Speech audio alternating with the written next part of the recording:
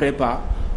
mënatuñu dugg ci école yi nga xamante ne moo gën a mag foofule te Sénégal amoon na tradition mine de Paris Polytechnique wala sax aviation Toulouse loolu nag boobu ba léegi depuis 2017 daanaka amuñu ay sénégalais marocains yi ak tunisiens yi daanaka moom la ñu fay gis mais pas ay sénégalais pour yow loolu lan moo ko waral. waaw loolu nag dafa ma interpellé parce que man jàngalekat la. et li ko waral rek mooy c'est le niveau qui est bas parce que nag àddina bi aussi fi ñu toll nii. dafa am concurrence sur le plan des universités dañoo wax gën a xaj l'université de Dakar est une très bonne université mais je pense que war nañ gën a dolli moyens université renforcer la recherche def professeurs yi dans des bonnes conditions les chercheurs aussi yaa ngi dégg jafe-jafe yi am récemment à l'université ci rentrée étudiants yi aussi maa ngi dégg na seen bourse tardé na loolu dafa war a nekk loo xam ne dañ ko war a dépasser xale da nga koy tàggat da nga koy jox ay moyens da nga koy wan yoon fi mu ne nag dafa am une concurrence sur le plan des sciences yaa ngi wax université européenne yi mais il y a l'université de Singapour il y a la Chine même en Afrique du Sud au Maroc et en Algérie il y a de très bonnes universités ñun aussi war nañ góorgóorlu ba atteindre les standards au niveau de la science Sénégal nag des fois dëgg la on a des littéraires mais il y a des domaines yoo xam ne on pêche un peu dans le domaine de la recherche dans le domaine des sciences il y a biologie biotechnologie biochimie mathématiques physique et le nucléaire dañuy am ay retard tuuti parce que simplement université amul moyen wu def des recherches parce que la recherche ça coûte de l'argent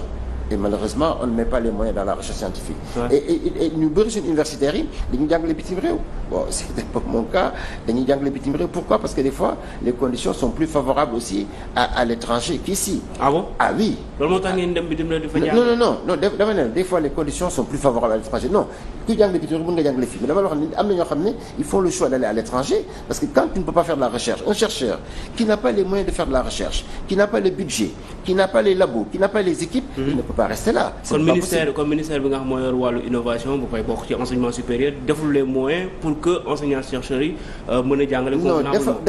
recherche. doyagul les ambitions ont été annoncées et nous avons un excellent ministre de l'enseignement supérieur d'ailleurs que je salue le docteur Abdourahmane Diouf très très bon mais dama ne mu ngi soog a yegsi amagul budget déglu guñu ko. décliner un peu sa vision un peu de l'enseignement parce que c'est à travers son budget et ses objectifs la nga xam fu mu jëm mais dañ ne Sénégal suñu xoolee année yi passé li ñu def ci recherche dafa néew lool maintenant nag les chercheurs dans le domaine de la science ont besoin de beaucoup de moyens récemment le Sénégal a lancé benn satellite fan lañ ko defee États-Unis amoon nañ benn supercalculateur à Diamniadio on l'exploite pas alors que Afrique du Sud dépassé na ko Maroc dépassé na ko recherche ak jàng surtout au niveau supérieur dafa laaj beaucoup de moyens que nous n'avons pas suñu étudiants yi aussi conditions yu ñu dëkkee dans le campus c'est pas des conditions très aisées ak ci gannaaw jànguñu trop loolu aussi dafay indi retard léegi nag su fekkee ne am nañu retard sur le plan pédagogique am retard sur le plan de la recherche am retard sur le plan des investissements les formateurs eux-mêmes les professeurs ma foi sont occupés aussi à faire des activités ailleurs li muy jur rek mooy une baisse du niveau global et cette baisse du niveau global dafay entraîner un peu un retard dégg naa nag au niveau de l'éducation nationale cette fois-ci on descend d'un cran que ñu ngi naan on va faire un partenariat avec l'armée pour faire des écoles avec l'armée pour avoir une élite c'est une très bonne chose mais il faut pas que ñu limiter ko il faut pas que ñu limiter ko à très peu de gens Sénégal fi mu soxla léegi sa xale yu bëri on avait dit 4 millions et quelques de jeunes ñooy dugg ci année scolaire bi loolu su fekkee da nga jël quelques milliers simplement pour da nga leen defal élite yaa ngi tirer un peu l'enseignement vers le bas pour une raison simple il faut faire yëkkati tous les niveaux le niveau de manière globale yokk les effectifs renforcer les moyens et formation élite baax na tuuti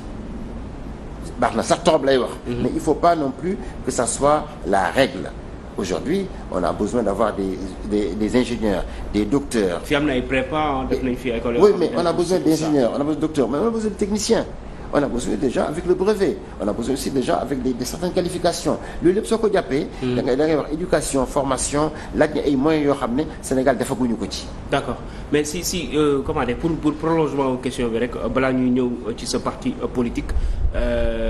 am na fii nii ay prépa mooy sama question moom moo ne Sénégalais depuis 2017 réussir tuñ fi nga xam ne moom mooy les grandes écoles en Europe mais fii nii gis nañ ni il y a 2 ans teg nañ fi ay grandes écoles yoo xamante ne bon je fais allusion bu école bu nekk Thiès que xale yi nga xamante ne ñoo gën a xarañ daanaka ci at yi foofu la ñuy dem ngir def lu nga xamante ne moom moo di prépa est-ce que loolu amul influence ci lu nga xamante ne mooy résultat yi ñu nemmeeku en Europe. Non, je crois pas. Non, c'est une très bonne chose d'ailleurs ce qu'on a fait à Thiès mais dama wax ne aujourd'hui il y a des universités qui sont très exigeantes xam nga lan moo tax mais ñi fa bëgg a dugg ñoo bëri su fekkee ne moi je me rappelle en 89 déjà. Je pense que boobu xëy na tout le temps nga. 89 bi may dugg à l'ENSBAN c'est Subagro Dijon. À l'époque je pense qu'il y avait entre 2000 et 3000 candidats ils en ont pris moins de 15. Déjà à l'époque 89 laa wax. Mais aujourd'hui c'est pas 2000 c'est pas 3000 c'est 10 000 c'est 15 000 c'est 100 000 su fekkee da nga am 100 000 nag au départ ñu wax ci tànn rek 15 20 ou 30 naturellement c'est un peu plus exigeant mais comme des fois les matières scientifiques dafay am un fort coefficient dans la sélection ñun ñu am faiblesse ci matières scientifiques yi dafay indi ce retard là mais ce retard peut être corrigé. su fekkee ne jox nañ les moyens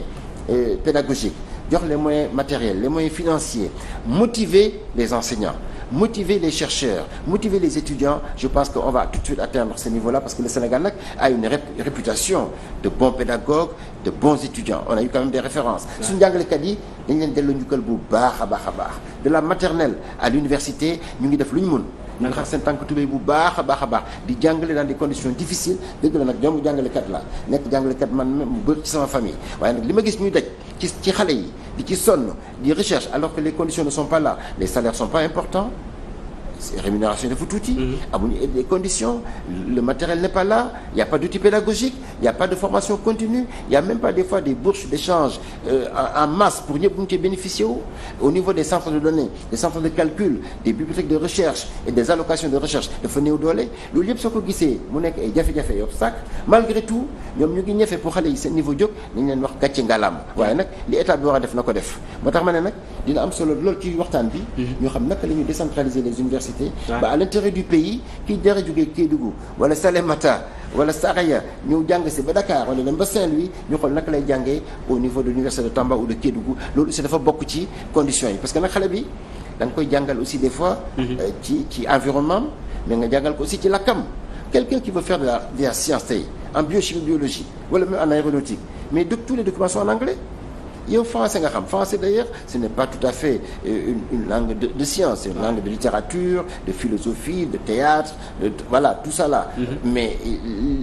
les vraies revues scientifiques aujourd'hui c'est écrit en anglais mais cette année par exemple si année scolaire nee nañ ñu dugal anglais c'est une très bonne chose c'est une très bonne chose mais tey su fekkee ne ren lañ ko def en 2024 mu jëm 2025 les effets on les verra peut-être dans 10 15 20 ans mais c'est déjà un très bon début waxuma ñu bàyyi français bi déedéet mais dama nañ dugal français dugal arabe dugal anglais mais aussi suñu langue nationale yi nañ ko boole ci xam-xam bi parce que xale bi nga xam da nga koy jàngal science di ko jàngal xam-xam soo ko waxee ci làkk bi mu namp dana ko teel a assimiler mais soo ko waxee ci làkk jàmbur français làkk jàmbur la même su fekkee ne aujourd'hui maîtriser nañ ko ñu ci góorgóorlu mais ni ñu ko defee ci français effort yooyu war nañ ko jéem nag teg ay jéego ci suñu làkk bopp ak aussi ci langue la science pardon toutes les révolutions wax na ko c'est en anglais les arabes ont fait des efforts énormes les chinois ont réglé ce problème